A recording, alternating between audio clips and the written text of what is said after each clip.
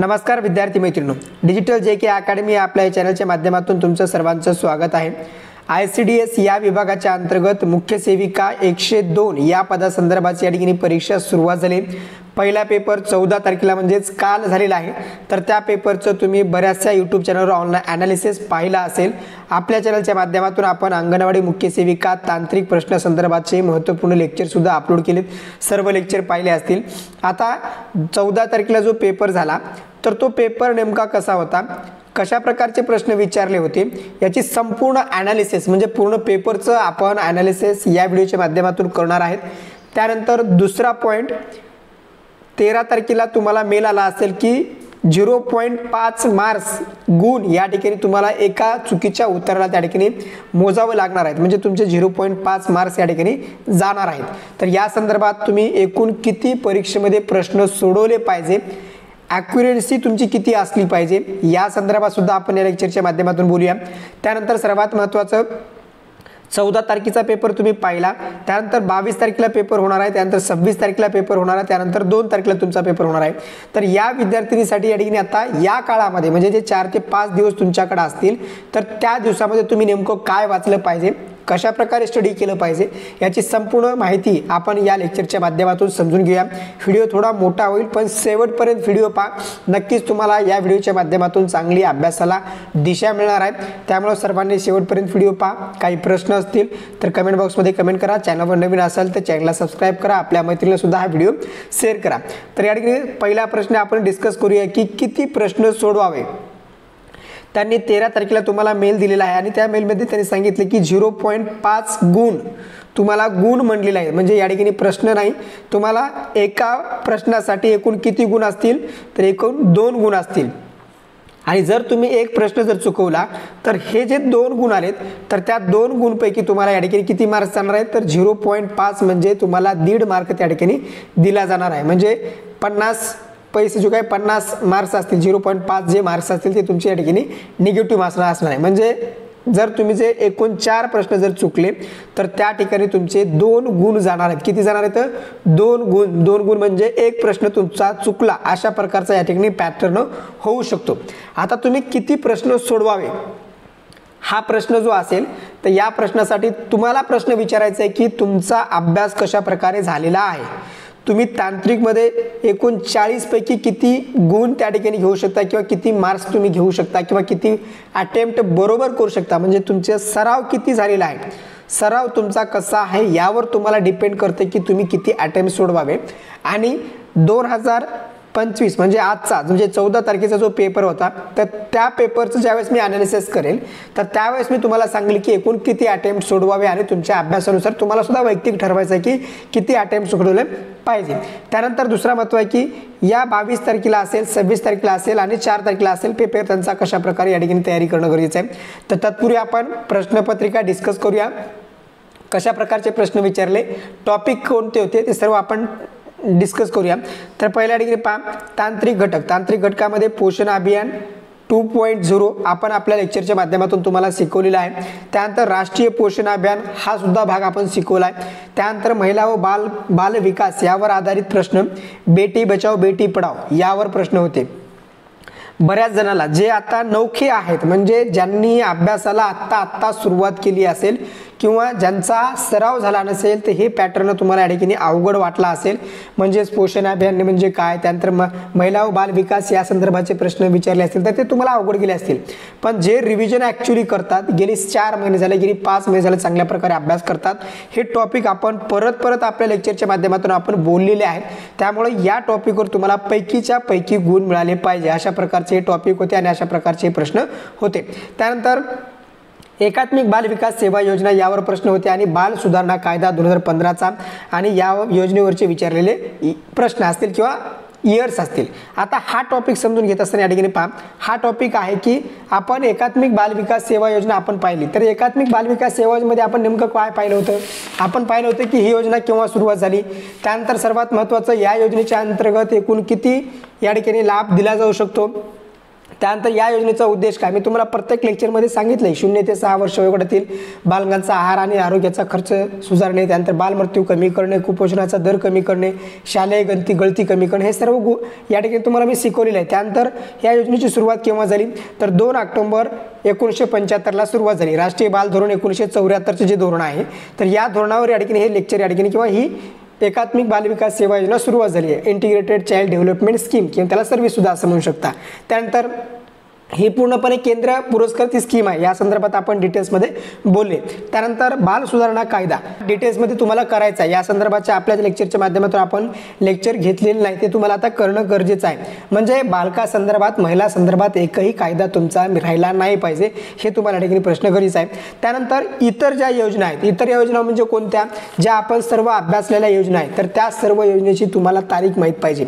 म्हणजे एकात्मिक बालविकास सेवा योजनेच्या अंतर्गत आयुष्यमान भारत योजना असेल, सुकन्या समृद्धी योजना असेल, त्यानंतर बेटी बचाओ बेटी पढाओ योजना असेल, प्रधानमंत्री मातृत्व वंदना योजना असेल, एकात्मिक महात्मा फुले जनारोग्य योजना असेल, प्रधानमंत्री सुरक्षित मातृत्व योजना असेल, माझी कन्या भाग्यश्री योजना असेल, बेबी केअर किट योजना असेल, सुमन योजना असेल, त्यालाच सुरक्षित मातृत्व आश्वासन योजना असं म्हणतात, राष्ट्रीय बाल स्वास्थ्य कार्यक्रम असेल, जीवन अमृत सेवा असेल, वंदे मातरम योजना असेल, सावित्रीबाई फुले कन्या कल्याण पारितोषिक योजना असेल, राष्ट्रमाता जिजाऊ कुपोषित मुक्त ग्राम अभियान असेल, राष्ट्रीय किशोर कार्यक्रम असेल किंवा माझी मुख्यमंत्री लाडकी बहीण योजना असेल, या सर्व योजनेची तुम्हाला डिटेल्समध्ये अभ्यास करायचा आहे. मी तुम्हाला प्रत्येक वेळेस सांगितले की आपल्या चॅनलच्या माध्यमातून जे आपण लेक्चर घेतले ते सर्व लेक्चर तुमच्यासाठी मोस्ट इम्पॉर्टंट आहेत. जर तुम्ही ते लेक्चर पाहिले तर तुम्हाला पैकीच्या पैकी या ठिकाणी मार्क्स मिळतात. म्हणजे तुम्हाला अटेम्प्ट किती करावं अशा प्रकारे कोणी यूट्यूबर सांगायची सुद्धा गरज नाही, तुम्हीच त्या ठिकाणी बरोबर उत्तर करेक्शन करून त्या ठिकाणी येणार. अशा प्रकारचं तुम्हाला हे सर्व योजना करायचं आहे. त्या योजनेचे उद्देश, त्या योजनेची सुरुवात, त्या योजनेचा लाभार्थी गट, त्या योजनेचा या ठिकाणी आतापर्यंत लाभ मिळवलेला लाभार्थ्याचा आकडा किती हे सुद्धा तुम्हाला अभ्यासणं गरजेचं आहे. त्यानंतर संगणकासंदर्भात सुद्धा आपण भरपूर सारे प्रश्नाचा सराव संच घेतलाय. तर TCSने काय केलं आहे, तर संगणकामध्ये मध्यम ते अवघड परीक्षे या ठिकाणी प्रश्न विचारले. तर तुम्ही कोणत्याही परीक्षेचा जर पॅटर्न जर विचार केला, TCS असेल, IBPS असेल, तर परीक्षेचा जर पॅटर्न तुम्ही लक्षात घेतला तर प्रत्येक परीक्षेमध्ये सोपे काही प्रश्न असतात जे की 100 गौसे 900 सर्वांनाच या ठिकाणी प्रश्नाचं उत्तर येतं. त्यानंतर मध्यम लेवलचे प्रश्न असतात, ते म्हणजे मीडियम लेवलचे असतात. त्यानंतर कठीण लेवलचे या ठिकाणी प्रश्न असतात. कठीण म्हणजे एकदम हार्ड लेवलचे प्रश्न. सोपे प्रश्न सर्वांनाच येतात, मध्यम प्रश्न बऱ्यापैकी सर्वांना येतात आणि कठीण प्रश्न ज्या विद्यार्थ्यांना किंवा विद्यार्थ्यांना येतात तर त्याचा रिझल्ट बनत असतो. म्हणून तुम्हाला कठीण प्रश्नासाठी तुम्हाला ॲडिशनल माहिती करणं गरजेचं असतं. त्या संदर्भात आपण प्रत्येक लेक्चरच्या माध्यमातून बोललेलं आहे. म्हणजे आपण कॅम्प्युटरवर कोणकोणते टॉपिक विचारले ते सुद्धा आपण डिस्कस करणारच आहेत. त्यानंतर पाय इंग्रजीवरचे प्रश्न होते, तुम्हाला इंग्रजीमध्ये पॅसेज विचारला होता आणि पॅसेजवरचे 3 प्रश्न विचारलेत. म्हणजे TCSनं जे तुम्ही आतापर्यंत TCSचे पॅसेजचं जर आकलन केलं तर ते तुम्हाला या ठिकाणी पैकीच्या पैकी मार्क्स घेता येतील. त्यानंतर अँटोनिम, त्यानंतर सिनोनिम आणि एरर आणि पॅराजंबल हे सर्व TCSचे सर्व आवडता पॅटर्न आहे. जर तुम्ही आतापर्यंत अभ्यास केला असेल, मी प्रत्येक वेळेस तुम्हाला सांगितले की TCSचे PYQ पहा. जर तुम्ही केला असेल तर हे तुम्हाला सोपं जाईल. आता फक्त एकच प्रश्न आहे की अँटोनिम आणि सिनोनिम कशा प्रकारे करणं. ज्यांचं जास्त पाठांतर असेल, इंग्रजीवर कमांड असेल तर त्यांना या ठिकाणी पैकीच्या पैकी मार्क्स मिळतील. त्यानंतर मराठी सर्वांसाठी सोपी उतारा 3 प्रश्न असतील. त्यानंतर समानार्थी आणि वाक्याचे उपयोग आणि मिश्र वाक्य हे सर्वांसाठी सोपं आहे. आणि ज्यांना माहीत नसेल, ज्यांना चांगलं TCSचा अभ्यास केला असेल तर तुम्ही तशा प्रकारे अभ्यास करा. त्यानंतर ॲप्टिट्यूड आणि रिझनिंग. आता ॲप्टिट्यूड आणि रिझनिंगमध्ये नंबर सिरीजवर 2 प्रश्न होते. त्यानंतर सिम्प्लिफिकेशनवर 4, कोडिंग डिकोडिंगवर आणि ब्लड रिलेशन आणि या ठिकाणी जे काही आपलं नंबर सिरीज असेल तर त्या नंबर सिरीजवर या ठिकाणी प्रश्न विचारले होते. म्हणजे हे सर्व टॉपिक TCSचे आहेत आणि जर तुम्ही TCSचं ॲनालिसिस केला असेल तर तुम्हाला सर्व या ठिकाणी पाहता येतील.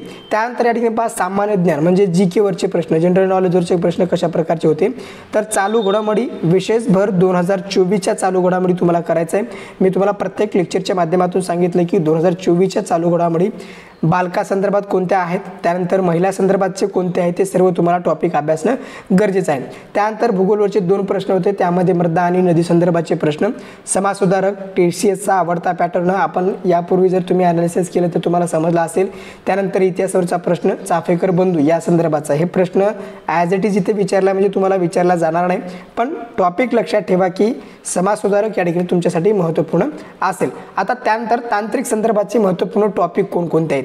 त्या ठिकाणी आता 22 तारखेला ज्यांचा पेपर असेल तर त्यांना हे टॉपिक करायचे आहेत, म्हणजे कोणता पोषण अभियान असेल हे टॉपिक करा, त्यानंतर राष्ट्रीय सुरक्षा कायदा असेल, मी सांगितलं त्या सर्व योजना करा, पण ह्या सर्व योजना तुम्हाला आता डिटेल्समध्ये करायच्या आहेत. याच योजनेवरचे तुम्हाला दुसऱ्या अँगलनं प्रश्न विचारले जाऊ शकतात.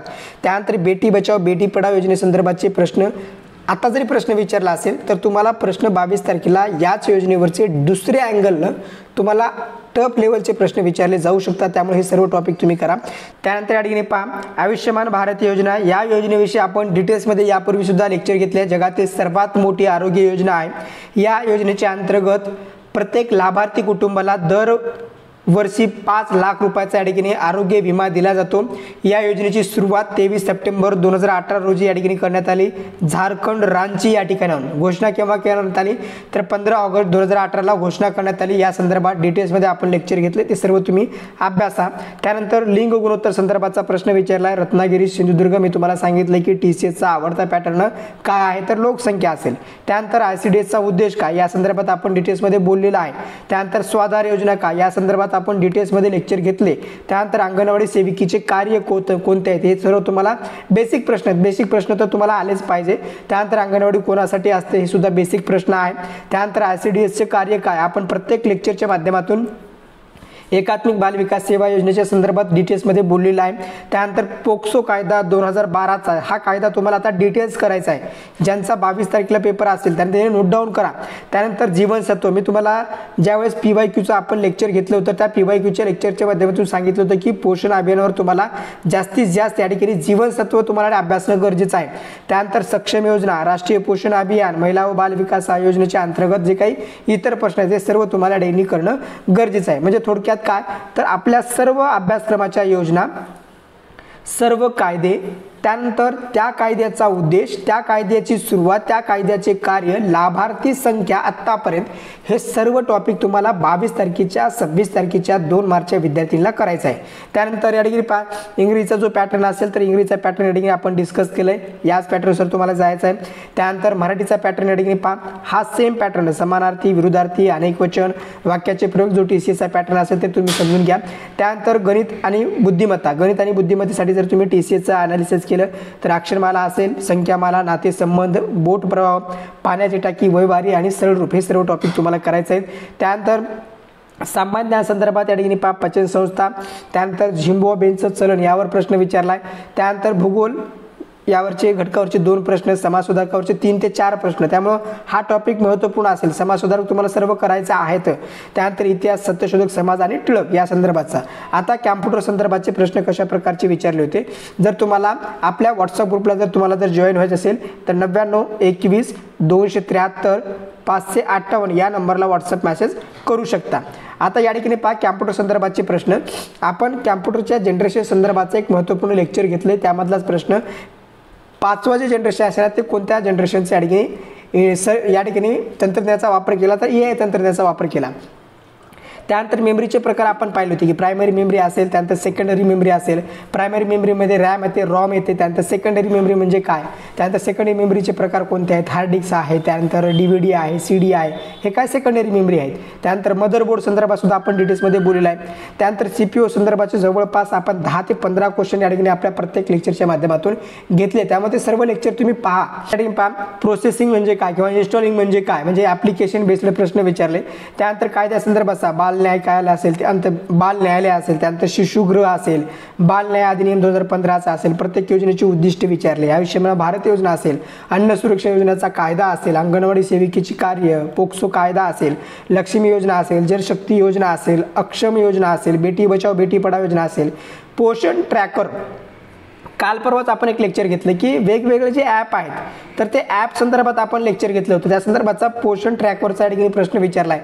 ते तुम्हाला एक मी हिंट दिलेली आहे की हा प्रश्न तुम्हाला विचारला जाऊ शकतो. पण जर तुम्हाला रिझल्ट हवा असेल तर माझ्याही लेक्चरपेक्षा जाऊन तुम्हाला ॲडव्हान्स लेवलचा या ठिकाणी अभ्यास करावा लागेल तर तुमचा रिझल्ट येतो. कारण का की एकूण किती फॉर्म आहेत तर 86,000 फॉर्म आहेत आणि जागा किती आहेत 102 जागा आहेत. त्यामुळं हे सर्व टॉपिक तर तुम्ही करा, पण तुम्हाला जोपर्यंत ॲडव्हान्स लेवलचा अभ्यास करता येणार नाही किंवा जोपर्यंत तुम्ही ॲडव्हान्स लेवलचा अभ्यास करत नाही तोपर्यंत तुमचा रिझल्ट येत नाही. हा एक सत्य असेल, त्यामुळे हे तुम्ही स्वीकारा. त्यानंतर या ठिकाणी पहा मराठी संदर्भाचे पॅसेज, हे सर्व तुम्ही टॉपिक अभ्यासला असेल, तुम्हाला माहीत असेल. पण आता तुम्हाला 22 तारखेला जे करायचं आहे, 22 तारखेचा पेपर असेल तर त्यांनी हे सर्व टॉपिक काय करा, ॲडव्हान्स लेवलचे टॉपिक करा. हेच टॉपिक करा पण ॲडव्हान्स लेवलचे टॉपिक करा. आणि जो तुमचा रेग्युलर अभ्यास आहे, जे तुम्ही आत्तापर्यंत वाचलेला आहे, तर त्याचंच परत परत परत परत परत परत तुम्हाला रिव्हिजन करायचं आहे. तेच तुम्हाला अभ्यासाचं आहे, नवीन अभ्यासाची आवश्यकता नाही. 14 तारखेला हा पेपर विचारला, 22 तारखेला सुद्धा असाच पेपर असू शकतो, फक्त काठीण्य पातळी जास्त असू शकते. त्यामुळं आयुष्यमान भारत योजना जर तुम्ही अभ्यासत असाल तर ते डीपमध्ये अभ्यासा. पोषण आहारासंदर्भात जर अभ्यासत असेल तर डीपमध्ये अभ्यासा. त्यानंतर राष्ट्रीय सुरक्षा कायदा अभ्यासत असेल तर तुम्हाला ते डीपमध्ये अभ्यास करणं गरजेचं आहे. हे सर्व तुम्ही पॉईंट लक्षात ठेवा, नोट डाऊन करा आणि त्या पॅटर्ननुसार तुम्ही आता तुमच्याकडे 4-5 दिवस राहिलेले आहेत तर ते तुम्ही चांगल्या प्रकारे अभ्यास करा. आणि दुसरा सर्वात महत्त्वाचा प्रश्न होता की एकूण किती अटेम्प्ट केले पाहिजे, तर त्याचं एकच उत्तर असेल की तुमचा पेपर कशा प्रकारे जातो, म्हणजे तुमचे 90 मिनिट तुम्हाला कशा प्रकारे गेले, तर त्यावर तुम्हाला त्या ठिकाणी डिस्कस करायचं आहे. तुमचा अभ्यास किती आहे, प्रत्येकाचं व्यक्तिपरत्व या ठिकाणी अभ्यास वेगळा आहे. त्यामुळे किती अटेम्प्ट करावे आणि किती रिक्स घ्यावी, म्हणजे 50-50% किती रिक्स घ्यावी, हे तुमच्या माइंडसेटवर, तुमच्या अभ्यासावर डिपेंड आहे. म्हणजे मी तुम्हाला काहीतरी सांगाल आणि तुम्ही त्या ठिकाणी 100 पैकी 100च तुक्के मारून आल आणि त्या ठिकाणी तुमचे सर्व मार्क या ठिकाणी निगेटिव्ह जातील. अशा प्रकारे करायचं नसतं. जर तुमची या ठिकाणी ॲक्युरन्सी जर 80 गुणाची असेल, 80 प्रश्नाची असेल, तर तुम्ही या ठिकाणी 10 गुणासाठी किंवा 10 प्रश्नासाठी त्या ठिकाणी रिस्क घेऊ शकता. कारण का की तुमचा 80 प्रश्नाचा जर अभ्यास असेल तर तुमच्या 10 प्रश्नापैकी या ठिकाणी 5 प्रश्न 100% बरोबर येतात. म्हणजे तुमचे या ठिकाणी जे 5 प्रश्न जर चुकतील तर त्या 5 प्रश्नासाठी तुमचे किती मार्क्स जातील, तर 4 मार्कासाठी 4 प्रश्नासाठी या ठिकाणी तुमचे 2 मार्क म्हणजे 2.5 मार्क जातील. आणि बाकीचे तुम्ही या ठिकाणी प्लसमध्ये असाल. तुमचा अभ्यास कशा प्रकारे आहे तर त्यानुसार तशा प्रकारे तुम्ही किती अटेम्प्ट करायचं, कशा प्रकारे पेपर सोडायचं, तुम्ही त्या ठिकाणी तुमचा वैयक्तिक प्रश्न असणार आहे. त्यामुळं आता राहिलेल्या दिवसामध्ये हा जर पॅटर्न फॉलो केला मी सांगितल्यानुसार तर तुमचा चांगल्या प्रकारे पेपर जाऊ शकतो. आपण काल काही काम असल्यामुळे हा लेक्चर या ठिकाणी टाकलं नाही, तर हे एक महत्त्वपूर्ण लेक्चर होतं. व्हिडिओ थोडा मोठा झाला तर तरी पण हा महत्त्वपूर्ण व्हिडिओ होता. व्हिडिओ जर समजला असेल, काही महत्त्वपूर्ण पॉईंट समजले असतील तर एकदा कमेंट बॉक्समध्ये येस मेसेज करा. अशाच लेक्चरसाठी व्हिडिओसाठी आपल्यासोबत जोडून राहा. आपल्या मैत्रिणीला सुद्धा हा व्हिडिओ शेअर करा आणि सर्व लेक्चर आपले पहा. जर पाहिले नसतील तर सर्व लेक्चर पहा. तुम्हाला आय बटनला या ठिकाणी लिंक दिलेली आहे. धन्यवाद. थँक्यू. जय हिंद, जय महाराष्ट्र.